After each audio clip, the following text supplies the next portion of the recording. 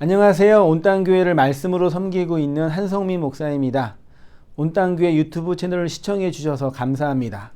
설교를 들으신 후에 좋아요와 구독을 꼭 눌러주시면 감사드리겠습니다. 온땅교회 말씀 사역에 큰 도움이 됩니다. 오늘도 말씀 안에서 평안하시고 즐거운 하루 되시길 바랍니다. 감사합니다. 구독과 좋아요를 꾹꾹 눌러주세요. 감사합니다. 오늘 제목은요, 하나님의 말씀과 그들이 가진 증거로 말미암아 죽임을 당한 영혼들이라는 제목으로요 말씀을 상고하겠습니다. 넷째인 지난주 6절까지 하다가 이제 잠깐 멈췄죠. 그리고 이제 오늘은 9절에 다섯째인을 떼고 일어나는 일들, 성도의 기도를 중심으로 같이 말씀을 상고하고 은혜를 나누도록 하겠습니다. 7절 8절에 넷째인을 뗄 때에 넷째 생물의 음성을 들으니 말하되 오라 하기로 내가 봄에 청황색 말이 나오는데 그 탄자의 이름은 사망이니 음부가 그 뒤를 따르더라. 그들이 땅 4분의 1의 권세를 얻어 검과 흉년과 사망과 땅의 짐승들로서 죽이더라. 그렇게 하고 이제 9절에 다섯째인을 떼니까 죽은 자의 영혼이 이제 나오는 거죠. 그러니까 첫째인, 둘째인, 셋째인, 넷째인, 흰색 말, 검은색 말, 붉은색 말, 검은색 말, 마지막 청황색 말까지 네 말이 나오고 다섯째인은 이제 말이 아니라 이제 그 성막 안에서 이제 그 제단이라고 표현되어 있죠. 제단에서 어떤 영혼들이 기도하고 있는 그 이야기입니다. 자, 넷째인을 뗄 때 청황색 말을 탄 자가 나왔죠. 청황색 말은 죽음의 색이라고 했죠. 넷째 생물이 독수리를 상징하고 있거든요. 그 요한계시록 전체와 마태복음 24장, 누가복음 17장 소위 이제 묵시적인 그 종말론적인 강론이라고 했잖아요. 그래서 마태복음 24장과 병행 구절이 누가복음 17장인데 이게 소위 말해 감난산 예수님이 강하잖아요. 여기 어떻게 시작했어요? 예수님이 그냥 말씀하신 것이 아니라 누가 묻는 거예요? 바리새인들이 자꾸 예수가 와가지고 하나님의 나라가 어쩌고 그러니까 자기네들 생각에는 하나님의 나라가 본인들이 생각하는 것과는 전혀 다른다고 하니까 이제 뿔이 나서 이제 반론을 하려고 그러면 하나님의 나라, 네가 말하는 하나님의 나라가 뭐야? 라고 물으니까 이제 누가복음 17장에서 이제 이런 강론을 하시는 거예요. 바리새인들이 하나님의 나라가 어느 때 임하나이까 묻거늘 예수께서 대답하여 이르시되 하나님의 나라는 볼 수 있게 임하는 것이 아니요. 여기 분명히 되어 있죠. 볼 수 있게 임하는 것이 아니요. 여기 있다 저기 있다 고도 못하리니 보는 것도 아니고 뭐도 아니에요. 장소와 공간, 물리적인 장소와 공간도 아니다라는 얘기예요. 아니니 하나님의 나라는 어디라 그래요? 너희 안에 있다. 그러니까 하나님의 나라를 너희 안에 세우는 거다라고 얘기하는 거죠. 너희가 말하는 것처럼 어떤 권력과 국가 어떤 힘에 의해서 만들어진 체제가 아니다라는 거죠. 다 알고 있죠? 그러면서 그 하나님의 나라를 설명하려고 예를 든 것이 뭐예요? 노아의 때, 롯의 때죠. 노아의 때에 된 것과 같이 인자의 때도 그러하리라. 노아가 방주에 들어가던 날까지 사람들이 먹고 마시고 장가들고 시집가더니 홍수가 나서 그들을 다 멸망시켰으며 또 롯의 때와 같으리니 사람들이 먹고 마시고 사고 팔고 심고 집을 짓더니 이게 다 뭐예요? 사고 팔고 심고 집 짓고 결혼하고 이게 다 뭐예요? 뭐 세상 일이 아니라 옛성전의 일이에요. 그게 옛성전이에요. 하더니 롯이 소돔에서 나가던 날에 하늘로부터 불과 유황이 비오듯 하여 그 계시록도 그 얘기하고 있죠. 그들을 멸망시켰더니 30절 인자에 나타나는 날에도 이와 같다 하면서 그 다음에 31절에 만일 그날에 만일 사람이 지붕 위에 있고 그의 세간이 그 집안에 있으면 그것을 가지러 내려가지 말 것이요 밭에 있는 자도 그와 같이 뒤로 돌이키지 말 것이니라. 32절 롯의 철을 기억하라. 무릇 자기의 목숨을 보존하고자 하는 자는 잃을 것이요 잃는 자는 살리라. 나중에 이제 뒤에서 보겠지만 마태복음에서도 주님을 따르려거든 자기 목숨을 버리라 그렇게 얘기했죠. 그 얘기랑 연결되는 거예요. 34절에 내가 너에게 이르노니 그 밤에 둘이 한 자리에 누워 있는데 하나는 데려감을 얻고 하나는 버려둠을 당할 것이요 두 여자가 함께 맷돌을 갈고 있음에 하나는 데려감을 얻고 하나는 버려둠을 당할 것이니라. 37절에 그들이 대답하여 이르되 주여 어디에 오리이까 이르되 죽음이 있는 곳에는 독수리가 모인다.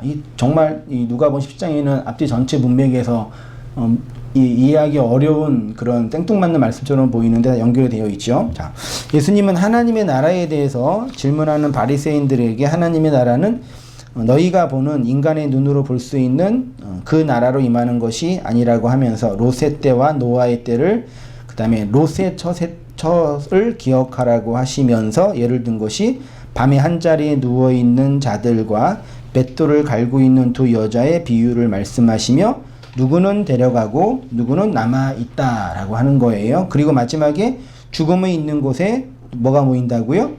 독수리가 모인다라고 얘기하죠. 이 독수리는 좀 추우세요? 에어컨 좀 리모컨 꺼주세요. 지금은 하니까요. 예수님의 롯의 철을 통해 말씀하시고자 하는 것은 옛 성전과 새 성전에 관한 것이죠. 그러니까 옛 성전이 버려지고 새 성전으로 올라간다. 끄면 돼요, 그냥 빨간 거. 네. 자, 죽음과 독수리는 같은 말씀인데 독수리로 묘사된 옛 성전, 옛 율법은 곧 뭘 상징한다고요? 죽음이요. 그러니까 눈에 보이는 이 옛 성전, 건물의 성전은 종말의 때, 다시 말하면 인자가 임할 때, 다시 말하면 성령이 임할 때 어떻게 된다고요? 무너지게 된다. 하나님의 나라가 옛 성전으로 서 있는 누구에게? 나에게 임할 때 나의 옛 성전이 어떻게 된다고요? 무너진다. 그러니까 역사적으로 뒤에 말씀하겠지만 역사적으로 물리적인 성전, 예루살렘 성전은 어떻게 됐어요? 무너졌지요? 없어졌지요? 사라졌지요? 그건 역사적인 이야기죠. 근데 그건 뭘 빗대어서 말씀하시는 거예요? 네, 내 안에 있는 나의 율법 성전을 빗대어 말하는 거죠. 역사적 성전, 물리적 성전은 이미 사라졌고 그것과 동일하게 누구의 성전이? 내 안에 있는 내 율법 성전이 무너지는 이야기를 지금 요한계시록에서 하고 계시는 것입니다. 그러면서 이제 어떻게 말하고 있냐면요. 요한은 청황색 탄 자의 이름을 사망이라고 하면서 음부가 뒤를 따른다고 하지요. 그리고 그 땅의 본문이 어떻게 되어 있냐면 다시 이제 본문 가셔서요. 요한계시록 6장 8절에 내가 봄에 청황색 말이 나오는데 그 탄자의 이름은 사망이니 음부가 그 뒤를 따르더라. 그들이 땅 4분의 1의 권세를 얻어, 그러니까 땅의 4분의 1의 권세를 얻어서 검과 흉년과 사망과 땅의 짐승들로서 죽이더라 되어 있죠.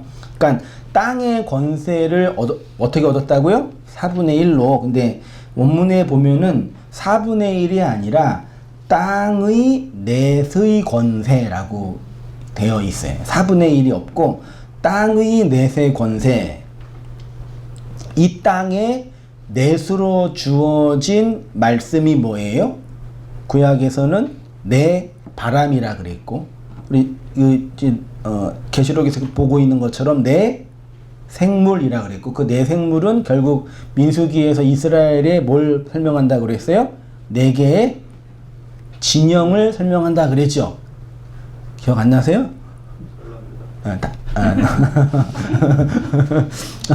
했던 거예요. 그게 다 4개의 말씀이고 4개의 복음이에요. 이 땅에 하나님이 복음으로 건네준 이야기이고 첫 번째 생물, 두 번째 생물, 세 번째 생물, 네 번째 생물, 첫 번째 말, 두 번째 말, 세 번째 말, 네 번째 말. 첫 번째 말 흰색, 검은색, 붉은색, 검은색, 청황색은 다 사실 4개를 뭘 말씀하는 거예요? 복음의 내용을 설명하고 있는 거예요. 그리고 5번째 임 때는 말이 안 나오고 어떻게 돼요? 성막, 성전 안에 일어나는 이야기가 하고 있는 거예요. 아무튼 그렇게 이 땅에 4개의 권세를 얻어서 검, 흉년, 사망, 땅의 짐승으로 뭘 죽인다고요? 사람을 죽인대요. 됐죠? 예. 청황색 말은 이렇게 전쟁과 기근과 온역으로 사람들을 죽여요. 요 땅의 4권세로 표현된 검, 흉년, 사망, 땅의 짐승은 청황색 말탄자와 함께 이 땅을 뭐하고 있어요? 심판하고 있는 거죠. 그러니까 이게 하나님의 말씀과 다르게 어떠한 힘이 있는 거대한 세력이 사람들을 죽이고 살해하는 이야기가 아니라 하나님의 말씀이 이 땅에 떨어져서 심판하는 내용인 거예요.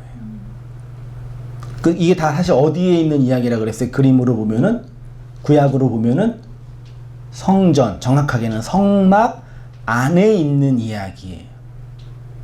그러니까 아주 간단하게 말하면 하나님의 말씀이 율법에 거미되어서 사람들을 기근으로 뭐 하는 거예요? 심판하는 거예요. 그래서 지난주에 아모스의 말씀처럼 물이 없어서 가람이 아니라 뭐가 없어서 여호와의 말씀이 정확하게 어떻게 표현되어 있죠? 여호와의 말씀이 없어서가 아니라 여호와의 말씀을 뭐 하지 못해서? 듣지 못해서. 좀 더 해석하면 깨닫지 못해서. 율법으로 건네준 이 칼의 말씀의 내용이 뭔지 몰라서 뭐라고요? 기근이다 라고 하는 거죠. 그 엄밀하게 말하면 사실 그 기근도 누가 보내신 거예요? 하나님이 보내신 거죠. 왜? 그 기근 속에서 진정한 하나님의 말씀의 내용을 깨달으라고 주신 거죠. 그리고 그것을 사망이라고 해요. 그리고 그 짐승으로 땅의 사람을 죽인다고 하죠. 그러니까 하나님이 땅에 있는 사람들을 뭘로 죽여요? 말씀으로 죽이죠. 근데 그 말씀은 무슨 말씀이에요? 율법의 말씀이죠. 근데 율법의 말씀이 누구와 함께 역사해요? 구약 성경에는요. 율법의 말씀이 누구와 함께 역사해요? 구약에서는요. 거짓 선지자란 역사 있잖아요. 이해되세요? 그 거짓 선지자를 요한계시록에서는 뭐라 그런다고요? 짐승이라 그런다고요. 이 연결고리를 어느 정도 파악하고 계시면 돼요. 그래서 이 짐승을 다른 말로 하면은 거짓 선지자예요. 거짓 선지자가 오늘날 우리가 말하는 것처럼 뭐 이단이나 이런 사람 이제 그게 아니에요. 저희가 뭐예요? 거짓 선지자죠. 그런 어떤 이게 아니라 율법의 이 하나님의 말씀을 증거한다는 얘기는 눈에 보이는 문자로 하는 거잖아요. 그리고 그 말씀이 우리에게 영으로 들어가면 그 문자는 있는 거예요, 없는 거 우리 안에서 깨트려지는 거잖아요. 그때 진리가 되는 거잖아요. 그러니까 저는 얼마나 억울하겠어요. 왜요? 잊혀질 말씀을 전하는 거니까. 깨져야 할 말씀을 전하는 거니까요. 뭘 근거로? 본문을 근거로. 그러니까 지난주도 말씀을 이렇게 잠깐 교제하면서 말씀을 나누었지만 우리 성도님 중에서 이 성경 본문을 읽으실 때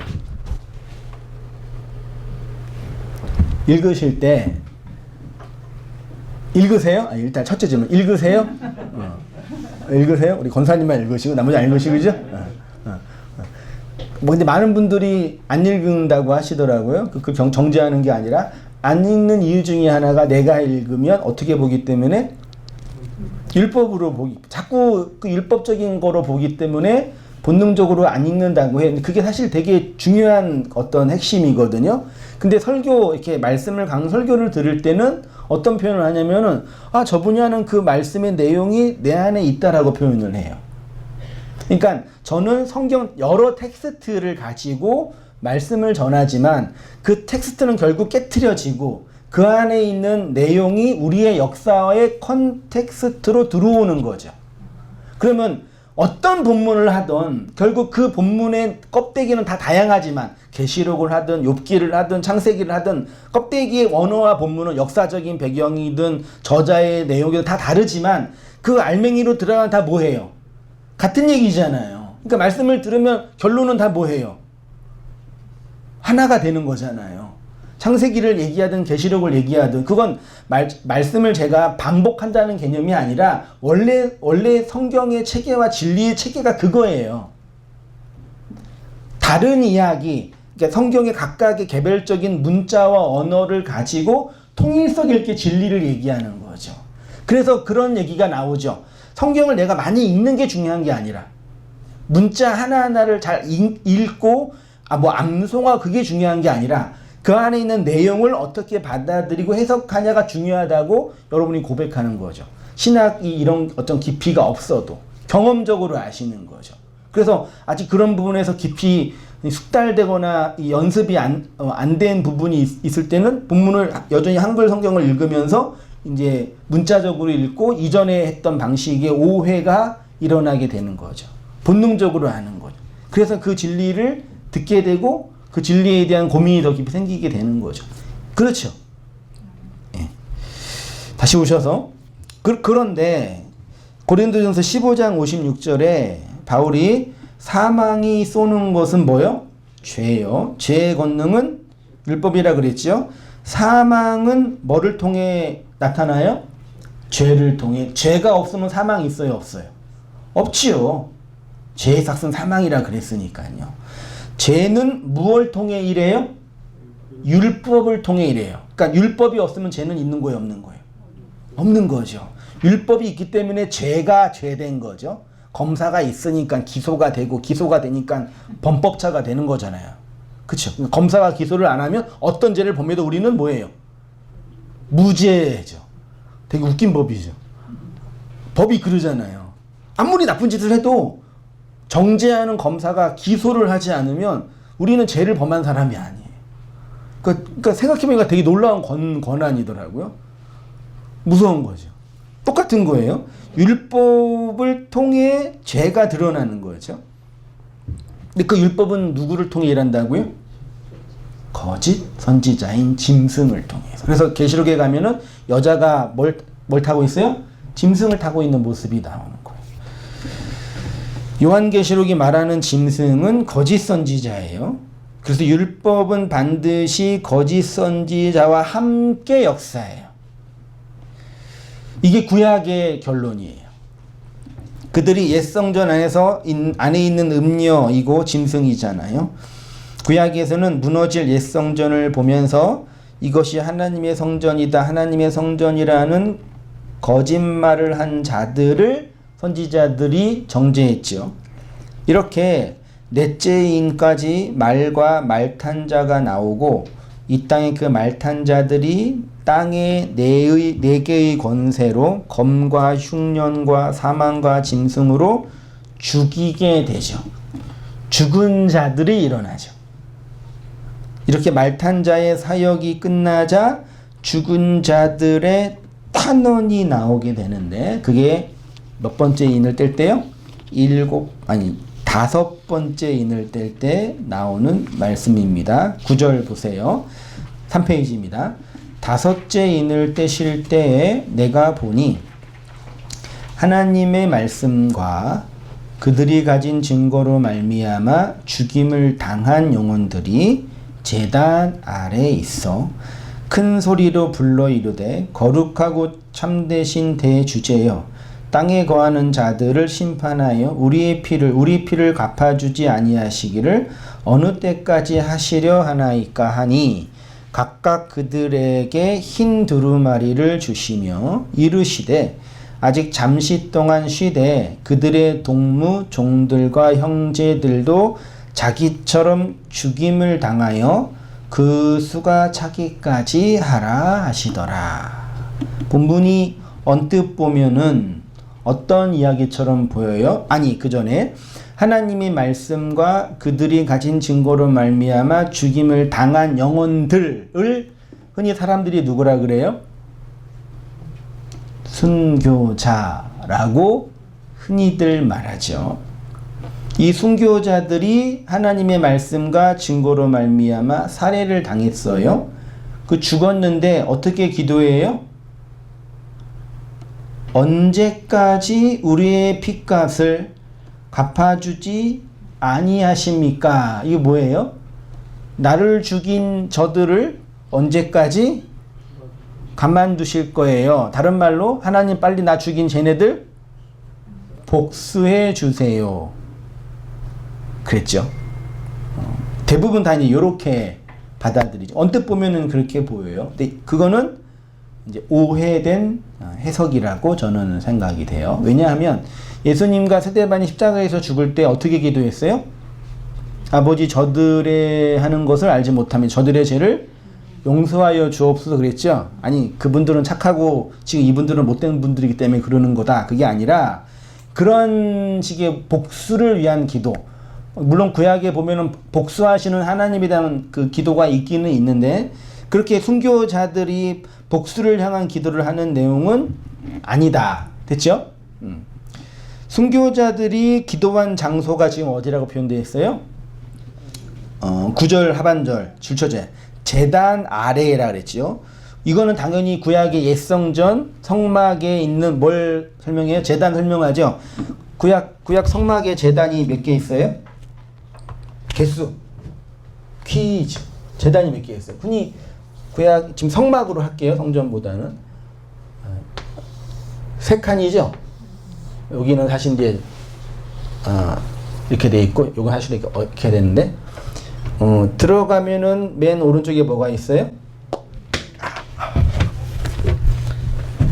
성막 들어가면 오른쪽에 번제단. 요거 번제단이 뭐예요? 단이잖아요. 번제단, 제단 이렇게 올리는 거예요. 그렇죠? 제단이 있고 제단 건너편에 뭐가 있어요? 물두멍, 물이 있죠. 씻는 거. 그리고 이제 뜰을 지나서 성소로 들어가면 커튼으로 있고 오른쪽에 뭐가 있어요? 오른쪽이 떡상이에요? 왼쪽이 떡상이에요? 아무튼 확인해 보세요. 떡상이 있고 건너편에 뭐가 있어요? 7 촛대가 있죠. 그리고 가운데 뭐가 있어요? 향단이 있죠. 이것도 올라가는 거죠. 이거를 이제 성도들의 기도라고 계시록에서 했잖아요. 그리고 이제 지성소에 들어가면 여기에 뭐가 있어요? 법궤가 있죠. 법궤 위는 천으로 쌓여 있고 그 위 요거를 이제 정면으로 보면은 법궤가 있고 천사 2마리가 이렇게 있죠. 그럼 여기가 어디예요? 여기가 법궤고 여기가 어디예요? 시온자 속죄소죠. 요것도 뭐예요? 사실은 단이죠. 그쵸? 그러면 성막에는 성전에는 단이 몇 개 있어요? 하나, 둘, 3개의 단이 있는 거예요. 이 단은 하나님께 올라가는 걸 상징한다고 표현하죠. 그 지금 계시록 이 6장에 있는 죽임을 당한 영혼들이 기도하는 이 제단은 어디 제단이에요? 번제단, 향단, 속죄소. 어디에 있는 게 지금 흐름상 맞을 것 같아요. 번제단은 아닐 것 같죠? 이미 4개의 바람, 4개의 말씀을 했잖아요. 속죄소는 아닌 것 같죠? 이거는 좀 7번째까지 가야 할 것 같잖아요. 흐름상. 그 어디 계세요, 당연히? 분향단이에요. 그 분향단은 흔히 뭐 하는 곳이라고 흔히 표현해요? 기도하는 곳이에요. 그 성도의 기도예요. 이 기도는 우리가 완전히 오해하고 있죠. 프로슈코마이적 기도, 하나님을 향한 아이테오적 기도는 이 땅에 우리의 궁핍한 것, 정신적이든 물질적인 것, 궁핍한 것, 연약한 것, 없는 것을 구하는 게 이 땅의 것을 구하는 게 아니라 하나님이 뭐 할 거, 주실 것을 구하는 거죠. 물론 넓게 보면은 모든 게 다 하나님의 은혜이지만 우리가 그걸 오용하고 있으니까 조금 정밀하게 볼 때 그게 아니라 이 진리를 깨닫는 자 안에서 하나님의 그 원함에서 나오는 기도가 프로시코마이죠. 그게 제단 아래서 지금 영혼들이 기도하는 그 기도예요. 됐죠? 그런데 그렇게 기도하는데 나 죽인 원수들 갚아달라고 기도하게 하는 게 말이 되겠냐고요. 성막에는 여러 기명들이 있습니다. 번제단, 물두멍, 떡상, 촛대, 분향단, 법궤, 속죄소. 몇 개예요? 7개죠. 법궤랑 속죄소는 같은 거지만 다른 거죠. 7의 분향단, 7의 성전 기명과 장소가 있네요. 놀랍게도 5번째가 뭐예요? 분향단이고. 지금 이 이야기는 5번째 인을 뗄 때 일어나잖아요. 분향단 아래서 기도하고 있는데 이 5번째 인을 뗄 때 나타나는 일인 거죠.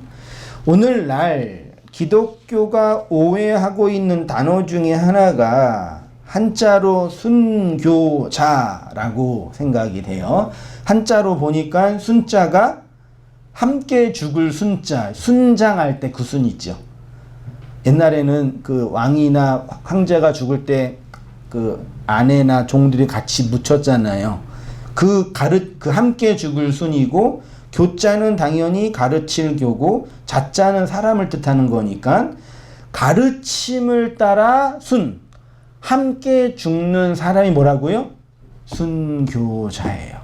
그러니까 기독교의 교리, 그 교리를 따라 죽는 자를 뭐라 그래요? 순교자라. 이건 단어적으로 맞아요, 틀려요?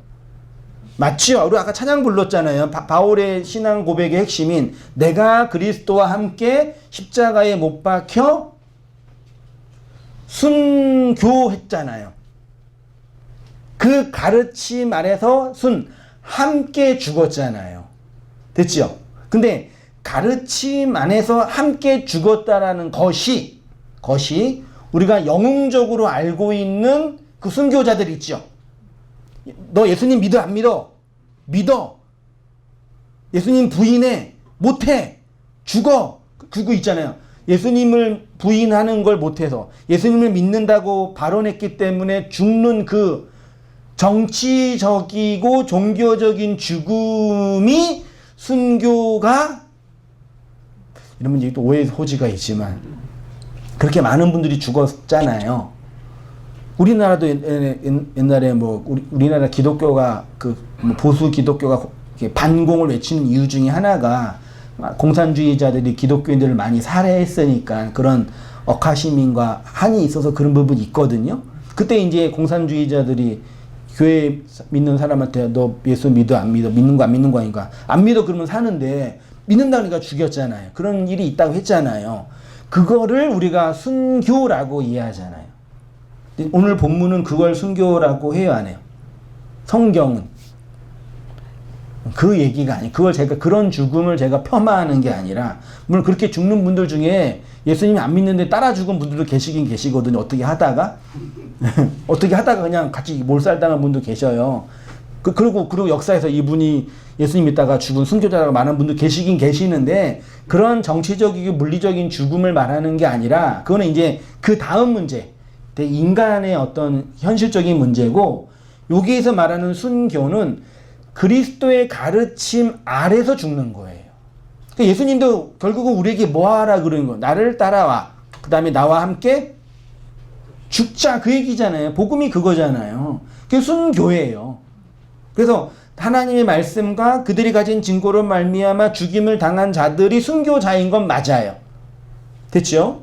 그런데 그 순교는 그런 정치적이고 그런 개념이 아니라 그 진리의 내용 아래서 함께 죽은 거예요. 그래서 모든 성도는 다 뭐예요? 순교자예요. 이때 그 순교는 그 순교가 아닌 거예요. 그러니까 우리가 그동안 공부했던 단어로 보면은 다나토스로 죽은 자, 무트로 그 율법의 겉의 말씀에서 살해당하여 깨트려 나온 자를 순교자라고 하는 거죠. 그런데 사람들이 기독교의 교리를 부인하지 않고 예수 믿는 자를 잘하고 선언하기 때문에 세상의 법정에서 선고를 받는 성도를 순교자라고 하는데, 이거는 이제 기독교 영웅주의와 결합돼서 많은 오해의 소지가 있는 내용인 거죠. 기독교의 가르침을 따라서 죽은 그 죽음의 본질이 과연 사람들이 이해하고 있는 그러니까 순교의 그 내용의 진위를 다 이제 오해하는 거죠. 우리 여러분 어떤 내용이 다 이해되시죠? 네, 그건 설명할 거예요. 성막은 세 개의 문을 통과하면서 하나님의 은혜를 배우는 메타포지요. 첫 번째 문이 성전 밖에서 뜰로 들어오는 문이고, 그 들어오면은 번제단과 물두멍이 있다고 했고, 그리고 성소 안으로 들어가면은 두 번째 문이 있죠. 떡상과 촛대와 분향단이 있고요. 그리고 마지막에 지성소 안으로 들어가면은 법궤와 법궤의 속죄소가 있죠. 요 세 개의 문을 다 통과하는 것을 통해서 구원을 설명해 주셨는데, 문제는 그 문을 통과할 때 뭘 경험한다고요? 순교를 경험한다고요. 요게 이스라엘의 구원의 여정 속에서 광야와 애굽과 광야야 가나안으로 예표됐죠. 흔히 이제 여기 물두멍과 번제단이 있는 곳을 뭐라고 표현했어요? 요거를 애굽이라고 했고, 그 다음에 성소 안에 있는 떡상과 일곱 촛대와 분향단을 광야 여정이라고 했고, 그 다음에 지성소를 속죄소를 가나안이라고 상징적으로. 그래서 여기에 다 강을 건넜잖아요. 홍해를 건너고 요단강을 건너고. 그 강을 건너는 거는 참 신기하게 고대나 지금이나 다 요단강 걷는 거 다 죽는 거라고 상징하잖아요. 강을 건너는 거를요. 그러니까 그 죽음을 이제 설명해 주신 거죠. 그러면 이 조그만 성막을 통해서 하나님 우리에게 말씀하고 싶은 거는, 내가 너희에게 찾아가서 구원을 얘기해 줄 건데 그 구원의 내용 속에 순교의 내용이 있다. 근데 그 순교는 밖에서 일어난 그리스도의 십자가의 죽음인데, 그 죽음이 이제 어디에서 실현된다? 너희 안에서 실현된다. 아까 말씀드렸잖아요. 옛 성전, 율법 성전, 인간이 지은 모든 성전은 다 어떻게 됐어요? 다 무너졌지요. 우리 어디에서? 역사 밖에서 실제 역사 속이 무너졌지요. 근데 그렇게 무너진 옛 성전이 어디에서 실현되고 경험돼요? 자아라는 또 다른 예루살렘으로 살고 있는 나 안에서 고스란히 실현되고 경험될 거야를 말씀하는 게 계시록이라고. 그렇게 하고 있잖아. 무너졌다 큰 성 바벨론이요. 그렇게 무너지는 성에 대해서 우리에게 말하고 있는 거란 말이에요. 그런데 기도하는 자들이 지금 어디에 있었다고 했냐면 제단 안에 있고, 이 제단은 분향단과 번제단과 분향단 속죄소인데 제가 분향단이라고 표현했어요. 본문에서 기도하는 제단은 성소 안에 있는 분향단입니다. 누가 기도를 하냐면, 누가 기도해요? 쉽게 말하면 순교자가 기도를 해요. 그럼 순교자는 뭘 경험한 거예요? 죽음을 경험한 거잖아요. 그러니까 그 죽음의 내용을 자기 안에서 경험한 자의 기도인 거예요. 여기 근데 기도하는 자를 보니까 여기 한글에는 하나님의 말씀과 그들이 가진 증거로 말미암아 죽임을 당한 영혼들이라고 되어 있죠. 영이 헬라어로 뭐예요? 푸뉴마죠. 근데 본문에는 푸뉴마가 있겠어요? 없겠어요? 없어요. 이건 푸뉴마가 아니라 그냥 푸시케예요. 한글로 번역은 혼, 그것도 틀린 거고, 혼은 한글의 혼백사상이라서 사실 영의 개념이 가깝죠. 요 혼은 그냥 생명, 목숨, 숨, 호흡, 그러니까 인간의 육의 호흡, 그러니까 사르크스라는 살 덩어리 말고 그 사르크스를 움직이게 하는 호흡, 그걸 이제 푸슈케라고 하는 거죠. 그 푸슈케들이 기도하고 있는 거예요. 직역하면 살해당한 목숨들. 그러면 보세요. 예를 쉽게 내가 푸슈케로 하나님의 말씀으로 말미암아 살해를 당했어요. 그럼 나는 있는 거예요, 없는 거예요? 이렇게 쉽게 푸슈케로스의 나는 있는 거예요, 없는 거예요? 쉽게, 그러니까 교리적인 문제가 아니라 여기 본문에는 푸슈케로 되어 있다, 목숨이 되어 있단 말이에요. 근데 그 푸슈케의 목숨이 살해당했단 말이에요. 그럼 그 푸슈케는 있어요, 없어요? 없는 거죠. 그럼 뭐가 있어야 돼요? 푸뉴마가 있어야죠. 이게 어디서 일어난다고요? 성막 안에서.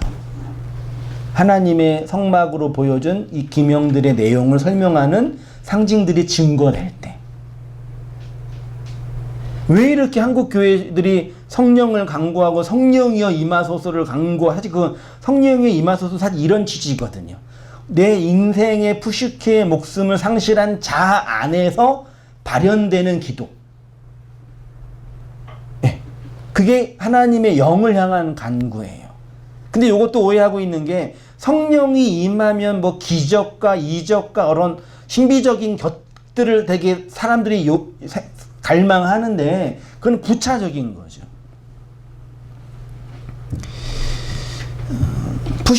푸뉴마가 아니라 푸슈케, 지금 하면 살해당하는 목숨들.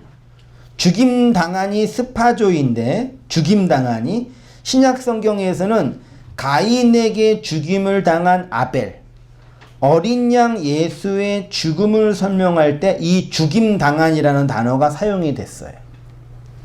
그러니까 지금 이 죽임을 당한 영혼들은 푸슈케이고, 요 푸슈케들에게 임하는 죽음의 현실을 말씀하고 있는 거죠.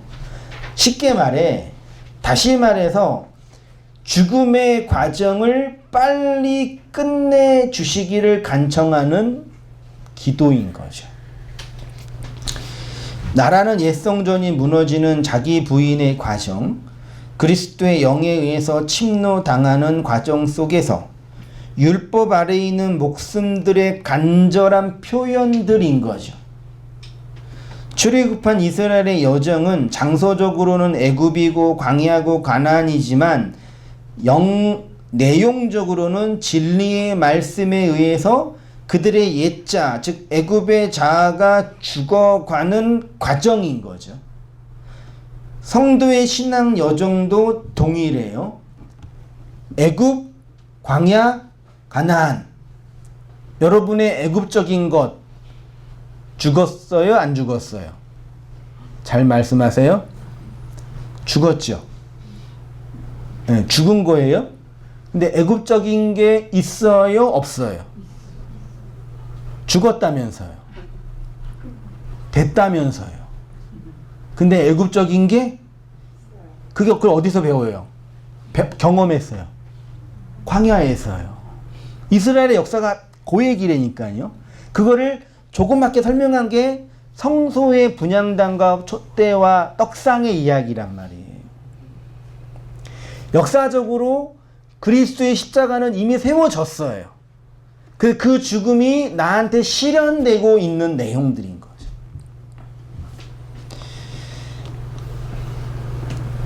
내용적으로는 진리의 말씀에 의해서 그들의 옛자, 즉 애굽의 자아가 죽어가는 과정, 요걸 신앙의 여정이라고 하죠. 그래서 성도는 결국에는 무슨 모습으로 기결돼요? 죽는 모습으로 기결돼요. 진정한 교회는 이 땅에서 죽임을 당한 자들로 나타나죠. 왜냐하면 푸슈케로스의 이 땅의 목숨이 죽어야지만 하늘의 푸뉴마로 살아나기 때문이죠. 예수님의 말씀, 우리가 다 알고 있는 말씀이라고 착각하고 오해하고 있는 내용이죠. 보세요. 이에 예수께서 제자들에게 이르시되 누구든지 나를 따라오려거든 자기를 부인하고 자기 십자가를 지고 나를 따를 것이니라. 누구든지 제 목숨을 구원하고자 하면 잃을 것이야. 제 목숨, 이게 뭐예요? 푸슈케를 뭐하고자 하면? 소저, 구원하고자 하면 뭐한대요? 잃는다. 이게 아폴림이에요. 이걸 잃다라기보다는 멸망하다. 요한복음 3장 16절에 하나님이 세상을 처럼 사랑하사 독생자를 주셨으 이는 저를 믿는 자마다 뭐하지 않고 그 멸망이 아폴림이에요. 그러니까 이 멸망은 어떤 이 전쟁에 의해서 무너지는 그 현실이 아니라 여전히 율법 안에 있는 푸슈케적 생명을 따라 살아가는 그 내용을 아폴리미라고 표현해요. 그걸 우리가 멸망으로 받아들인 거예요. 아폴리미 할 것이요. 누구든지 나를 위하여, 요거는 오역이라기보다는 정확하게 못 보는 거죠. 예수님을 위하여 제 목숨을 잃을 수 있어요? 우리가 예수님을 위해서 우리의 목숨을 잃을 수 있어요? 잃어버릴 수 있어요? 그러려면, 그게 가능하려면 예수님의 목숨과 내 목숨이 뭐 해야 돼요?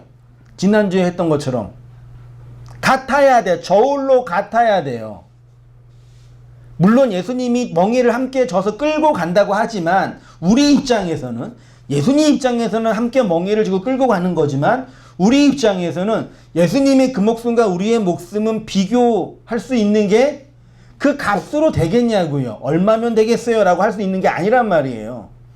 내가 어느 정도 헌신하면 그 목숨 되겠냐고요. 내가 지금 그냥 여기에서 십자가에서 매달려 죽으면 당신 죽음과 이 꼴 동일하게 되는 거예요? 라고 말할 수 있겠냐고요. 그래서 베드로는 겸손해가지고 십자가에 거꾸로 달려 죽은 거라고 흔히 말하죠. 참 적용을 잘해요, 사람들이.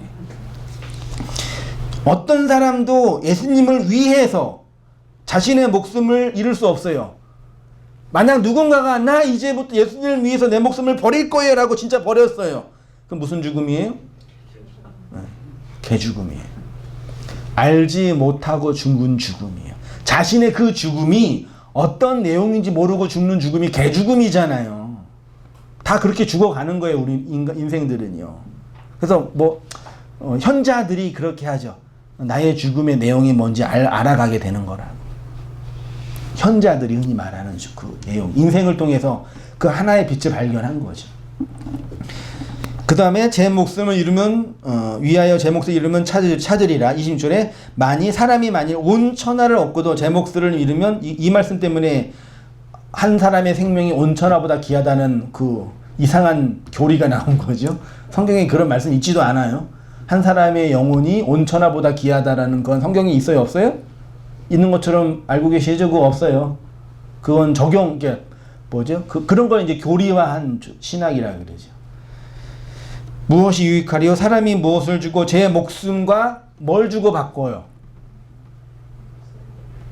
그 얘기 하는 거예요, 지금 보세요. 자, 25절과 26절에는 두 종류의 사람이 있습니다.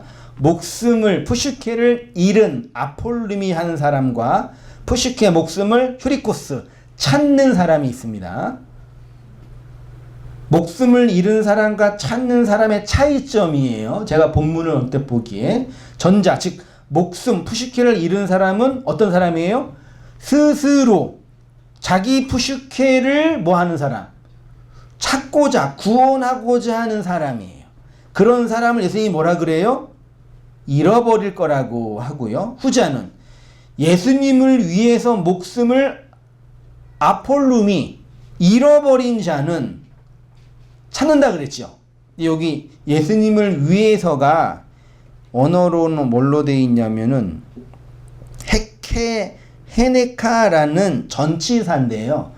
여기에 때문에도 되고 위하여도 되는데 주로 속격을 표현하는 전치사라고 해요. 문법을 보니까. 그러면 나를 위하여도 될 수는 있어요. 그렇게 번역해도 틀렸다고는 못하지만 만약에 위하여가 아니라 나에게로 혹은 나로 번역을 해버리면 어떻게 돼요? 누구든지 나를 위하여 죽는 자와 나에게로 죽는 자는 다르죠. 사실 신약 성경에 예수님을 위하여 죽는다는 대부분의 표현은 다 예수님에게로, 예수님으로로 번역을 해야 돼요. 제 번역으로는요. 그러니까 나로 죽는 자. 아까 순교자는 뭐라 그랬어요? 가르침을 따라 함께 죽는 자잖아요. 그 교회에 그리스도를 넣으면 되잖아요. 그리스도와 함께 죽는 자. 그 바울이 고백한 거예요. 내가 그리스도와 함께 죽음의 내용이 십자가였으니까요. 그게 순교잖아요. 그러면 지금 뭐 하는 거예요? 순교하는 자는 살아난다. 그 뜻이에요. 그렇죠? 근데 우리는 그 순교를 몸한데 이해하고 있단 말이에요. 예수님의 말씀은 간단합니다. 푸슈케들이 스스로 푸슈케를 구원하고자 하면 아폴lum이 당하고요. 푸슈케들이 예수 그리스도로 인하여 그 푸슈케가 아폴lum이 되면, 이해되세요? 우리의 푸슈케를 멸망시키는 분이 누구라고요? 예수 그리스도. 이해됐어요? 그런 자가 구원, 휴리코스 찾는데요. 하나님의 찾아짐으로 구원받은 대표적인 사람. 성경 퀴즈.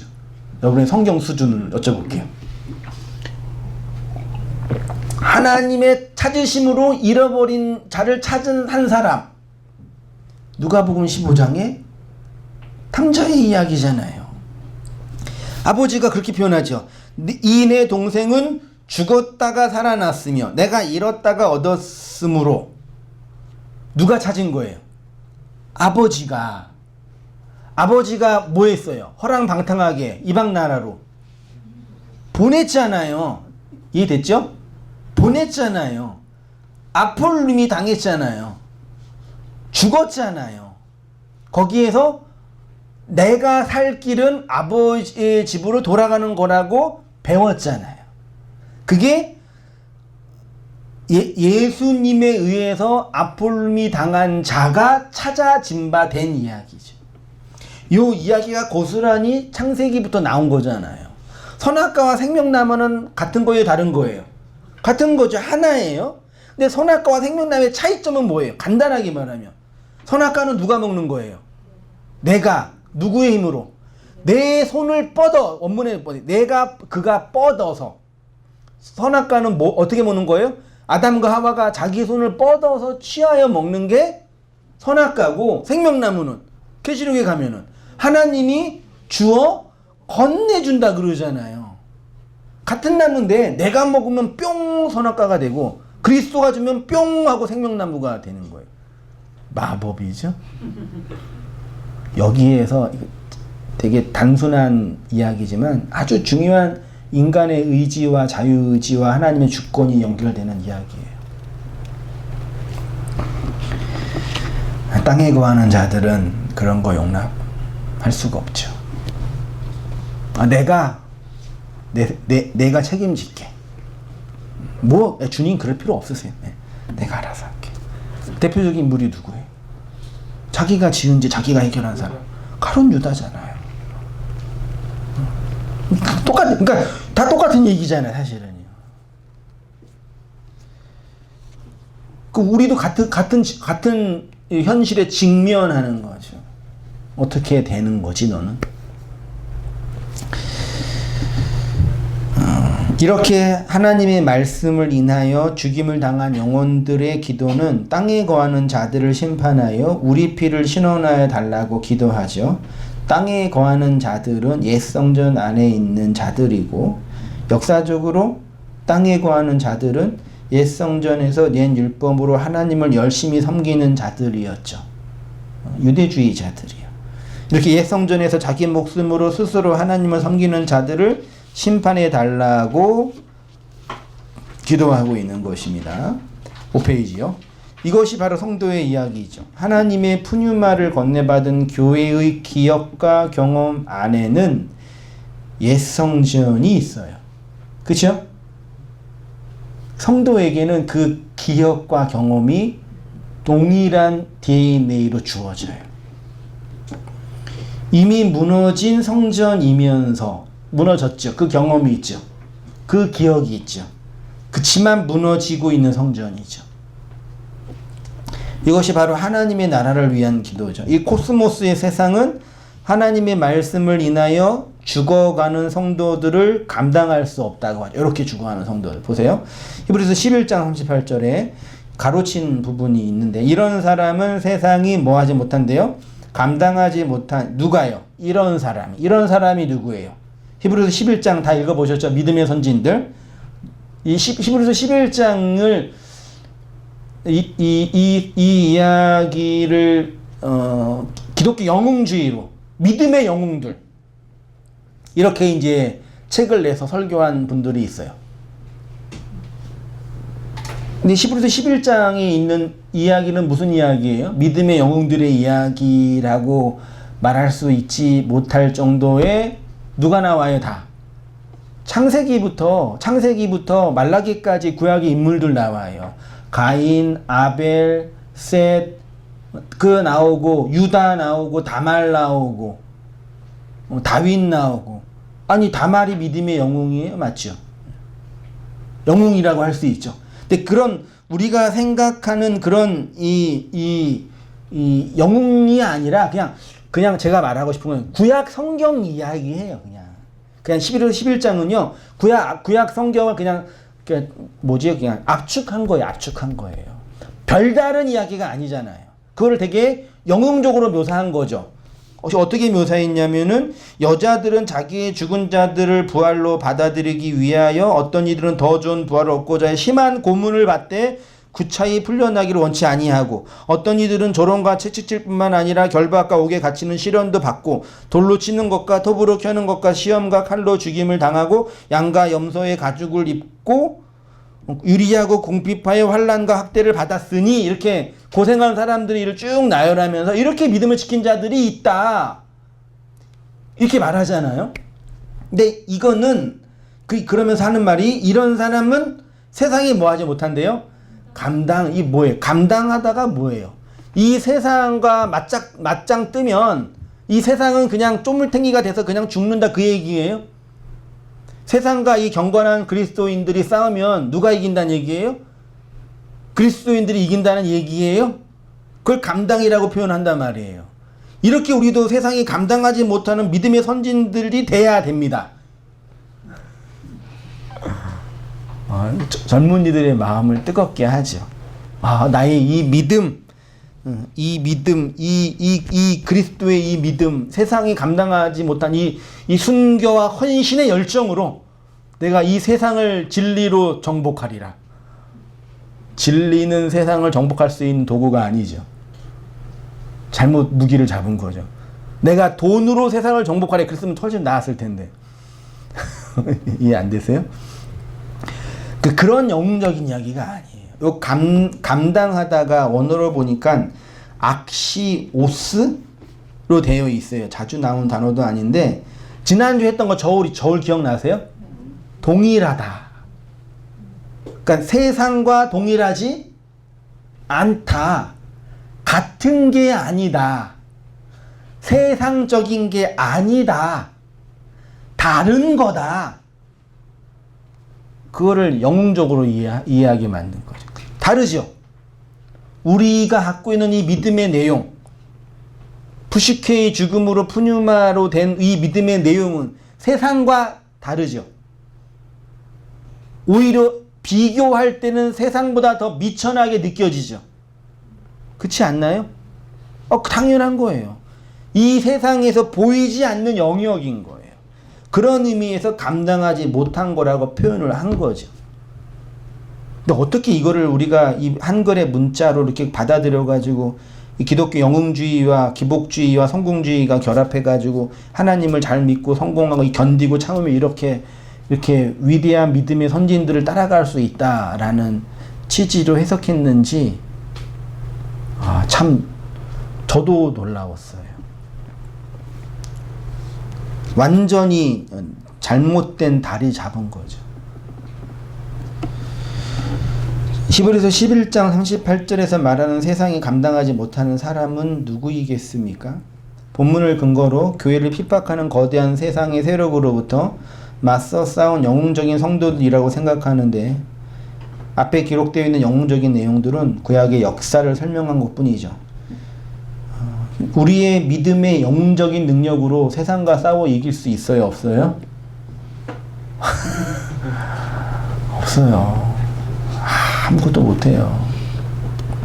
그러니까 우리가 기독교 순교사를 보면 일본의 그 침묵의 승분이 있잖아요.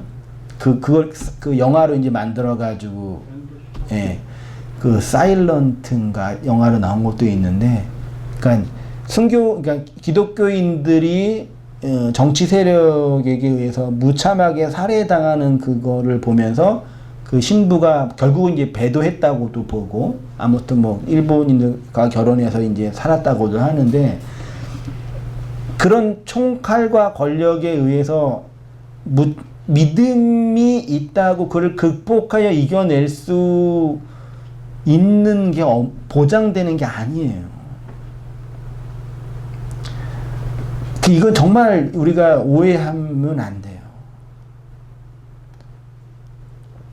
그런 식의 싸움이 밀려오면은요, 죽어요. 예, 가끔 뭐, 그 영웅적인 선교사들의 이야기를 보면서 뭐, 리빙스턴의 그 아프리카 선교하면은 막 하나님이 다 채워주고, 뭐 5만 번 기도받은, 누구지? 이제 이름도 기억 안 나네. 조지 뮬러 같은 분도 5만 번이나 빵 필요하면 빵도 하나님이 갖다 주시고, 저도 그런 경험 많이 했었으니까요. 근데 그런 걸로 치부해가지고 신앙의 그 본질을 꿰뚫지 못하면 정말 껍데기만 붙잡는 사람들이 된다니까요. 신앙과 아무 상관없는, 이게 좋은 건지 쓸쓸한 건지는 모르겠는데, 한국 교회 교단이 진짜 좁거든요. 정말 곁다리 치고 가면 다 아는 세계라 참 그게 참 무서워요.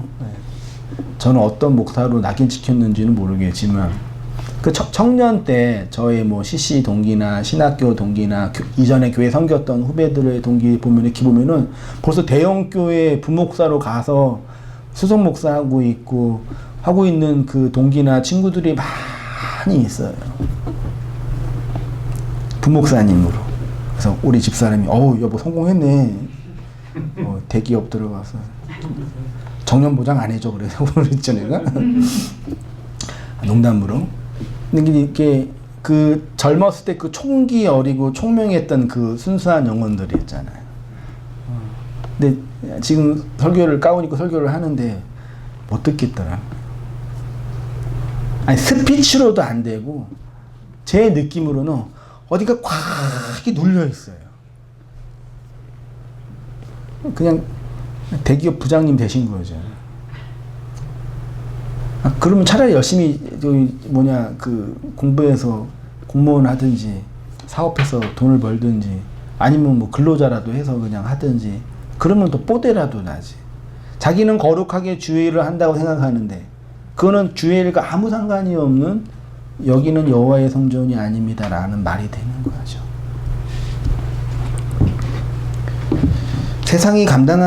세상과 우리는 싸워서 못 이겨요.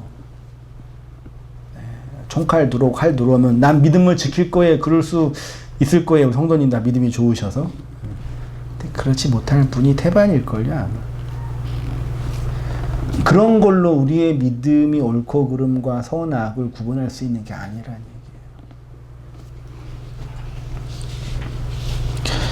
세상이 감당하지 못한다는 것은 그 세상, 코스모스의 저울로 달 때 비교가 안 된다라는 거죠.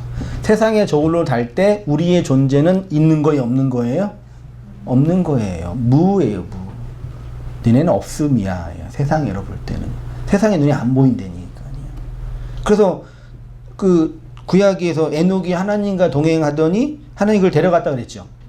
세상의 눈이 안 보인다고 표현하는 거예요. 그러니까 뿅 해가지고 하늘로 올라간 게 아니라, 그런 게 아니라 이 구원의 여정 속에서 진리가 된 그 자가 이 코스모스의 세상으로 볼 때는 이게 뭐지? 계산이 안 되는 영역에 있다라는 거예요. 그렇다고 뭐 신령 어떤 능력을 받고 뭐 이들과 다른 찬 어떤 신령한 도사 이런 것도 아니죠, 사실은요. 코스모스의 세상의 저울에 달 때 안 보이는 자들이죠. 코스모스의 세상에서 푸슈케가 죽은 자들의 모습을 그리고 있는 거죠. 그것이 하나님의 믿음에 의해서 끌려가는 성도들의 모습이라는 거죠. 세상의 눈에 보이지 않는 에녹의 모습이 그거죠. 이들이 하나님의 말씀과 그의 증거로 말미암아 뭐한 자들이라고요? 살해당한 자들. 그러니까 성경이 말하는 순교는 육체적인 죽음을 말하는 것도 아니고, 순교자라고 하는 그 죽음의 본질은 푸슈케의 죽음, 곧 자기 죽음, 옛 성전, 옛 율법의 열심을 내는 그 자아의 죽음인 거죠. 예수님은 나를 인하여 죽는 자라고 했는데, 육으로 죽은 어린 양 예수의 죽음을 인하여 자기 푸슈케가 죽는 자들이 진짜 생명을 찾아낸다고 하는 거죠. 이들이 강구하는 내용이 우리의 피를 갚아달라는 건데요. 갚다도 에크디케온데요. 가부의 원한 갚아달라 때 그거예요. 가부의 간절한 그 원한. 옛 남편의 죽음으로 그녀에 있는 간절한 소원, 진리의 새 남편을 찾는 그 원함. 이것이 하나님에 의해서 푸슈케가 죽은 자들의 간절한 간구의 내용인 거죠. 오늘 본문이 말하는 것도 결국은 죽음이죠. 근데 그 죽음은 어떤 내용이고 어떤 시기여야 한다는 거죠. 어차피 모든 인생은 죽지요. 죽음을 향해 가고 있죠. 성경은 그런 생물학적인 죽음을 통해서 하나님이 우리에게 가르치시는 죽음의 내용이 있다고 말하는 거죠. 생물학적인 죽음을 말하는 것도 아니고 생물학적인 살아남도 말하는 것도 아니죠. 성경에서 죽어 있다, 죽은 자라는 얘기는 한마디로 뭐예요? 그리스도의 영, 푸뉴마가 없는 그 상태예요. 근데 그 죽음의 인지는 푸슈케의 죽음을 경험한 자만 가능해요. 왜요? 그들에게만 누가 임했기 때문에? 하나님의 영, 푸뉴마, 구약으로 하면 루아흐가 임했기 때문에 그 죽음의 상태가 감지가 되는 거죠. 마치 그림으로 보면은 이렇게 표현하면 내 혼이 흔히 세상에서 말하는 유체 이탈해서 죽은 내 영혼을 목도하는 것처럼 마치 그 세례 요한이 뭐라 그랬어요? 나는 쇠 죽어야 되고 그는 그 누구예요? 그리스도는 살아나야 된다 그랬잖아요. 다른 말로 옛 성전은 옛 언약은 돌 성전은 무너져야 되고 새 성전은 새 언약은 그리스도는 살아나야 된다. 그러면 어떻게 살아나요? 그리스도가 오셔야지만. 내가 죽어야 된다는 것도 그 차원이 아니죠. 인간은 가룟 유다처럼 스스로 죽을 수 있지요. 근데 그 죽음은 무슨 죽음이에요? 그냥 육의 죽음이에요. 근데 그런 죽음과 그리스도의 생명은 다른 거죠. 중요한 것은 내가 죽는 것이 아니라 그리스도가 내 안에서 살아나는 나의 죽음인 거죠. 그러니까 우리는 내가 열심히 죽고자 합니다. 이게 중요한 게 아니라니까. 진리의 말씀을 깨닫게 되면 그리스도의 영이 나를 죽여서 끌고 가지요. 그 일은 나의 일이 아니라 하나님의 일이라고 하죠. 하나님의 나라가 나를 침노에 들어오시는 거죠. 그것을 흰옷을 입혀주신다고도 표현하는 거죠. 핵심은 주님이 내 안에서 살아나는 것입니다. 내가 죽는 것입니다. 생명나무와 선악과를 보십시오. 태초에 하나님이 동산 중앙에 생명나무와 선악을 알게 하는 나무를 하나로 주셨죠. 근데 아담이 생명나무를 취하지 않고 선악과를 취했죠. 자기 손을 뻗었다는 얘기죠. 그게 선악과죠. 그것이 그의 죽음이죠. 우리가 자기 행위로 이루어내려고 하는 그것, 자기 법으로 하려고 하는 그 모든 것이 선악과다. 자, 육으로 오신 예수는 죽었습니다. 근데 그 예수님이 내 안에서 죽느냐는 다른 영역이죠. 예루살렘에 세워진 모든 성전은 다 무너졌습니다. 근데 내 안에 나로 세워진 내 율법의 성전이 무너지느냐는 것은 다른 거죠. 성경은 이미 완료된 역사의 현실을 이미 완성된 완료된 역사의 현실을 아직 미완료된 우리 역사 속에서 실현시키는 내용을 전달하는 거죠. 이미 하나님의 그 묵시는 이 하나님의 역사, 물리적인 역사 안에 다 어떻게 된 거예요? 사실은요? 실현된 거죠. 우리는 살았어요? 죽었어요? 우리는 살았어요? 죽었어요?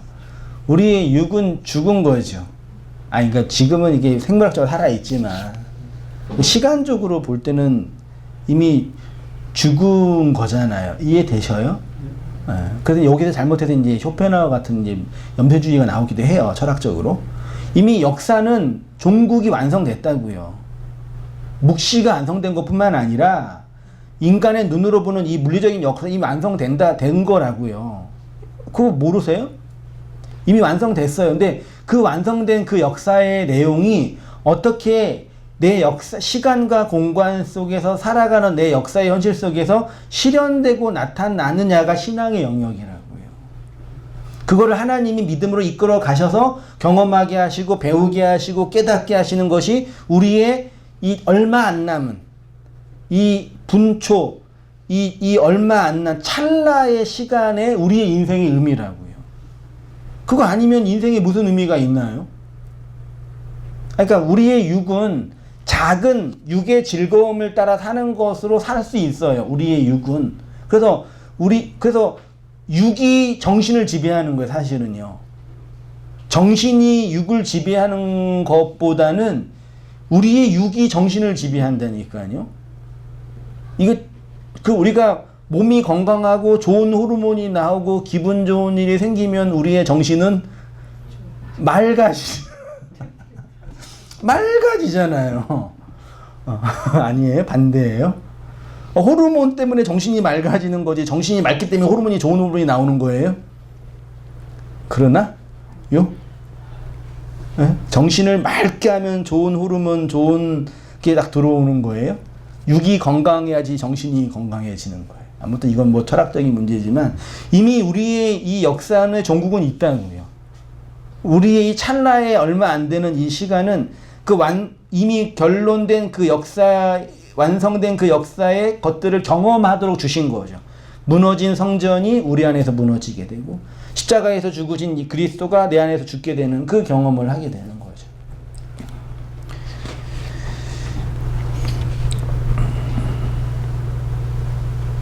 그래서 성경은 이미 완료된 역사의 현실을 아직 미완료된 우리 역사 속에 실현시키는 내용을, 그러니까 이렇게 보지 않고 그냥 율법의 행위와 인간이 원하는 것들을 들어줄 수 있는 소원의 책, 심지어는 기독교라는 경전의 책으로 보게 되면은 이렇게 되는 거예요.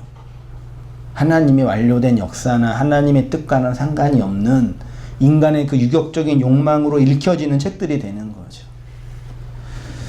그래서 그 내용을 영으로 읽고 영으로 받아야지만 생명이 된다라고도 표현하는 거죠. 그렇지 않으면 역사 안에서 이미 무너진 옛성전을 내 안에서 새롭게 세우는 자가 되죠.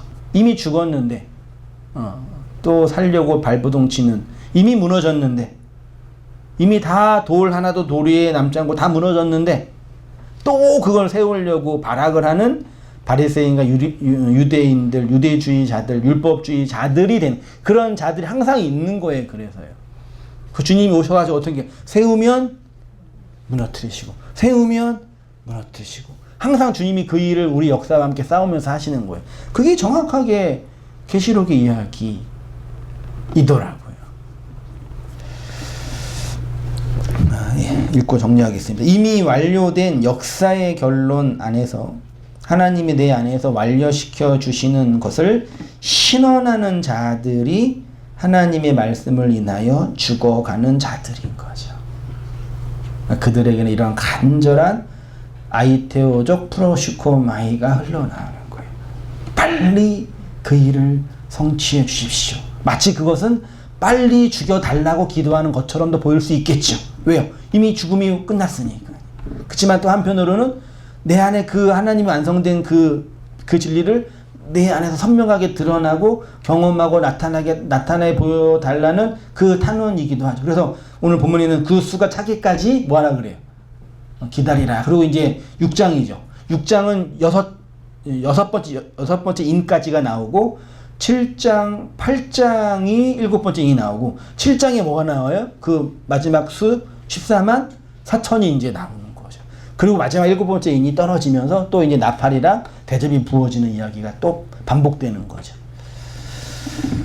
그래서 성도는 순교의 길을 걸어가는 자들이죠. 그렇죠? 여러분 다 순교자이십니다. 그런 의미에서 순교자이십니다. 그리스도의 가르침 안에서 함께 죽는 진정한 순장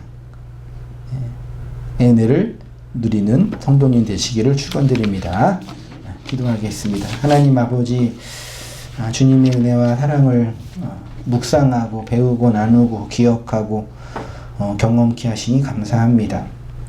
역사 안에서 하나님이 완성하시고 결론 지어내신 것들을 우리가 하나님의 영과 말씀 안에서 깊이 경험하고 배우고 깨닫고 나눔으로 말미암아 우리의 역사의 삶이 더 풍성해지고 오묘해지고 새롭게 되어지는 우리의 모든 삶들이 될 수 있도록 주님 인도하여 주옵소서.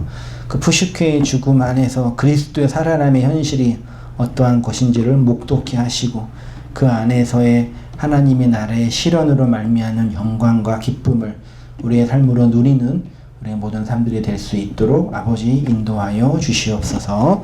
이제는 우리 주 예수 그리스도의 은혜와 하나님 아버지의 크신 사랑과 성령의 교통하심이 우리 사랑하는 모든 성도님들의 삶 속에 지금부터 영원까지 함께 있을지어다. 아멘.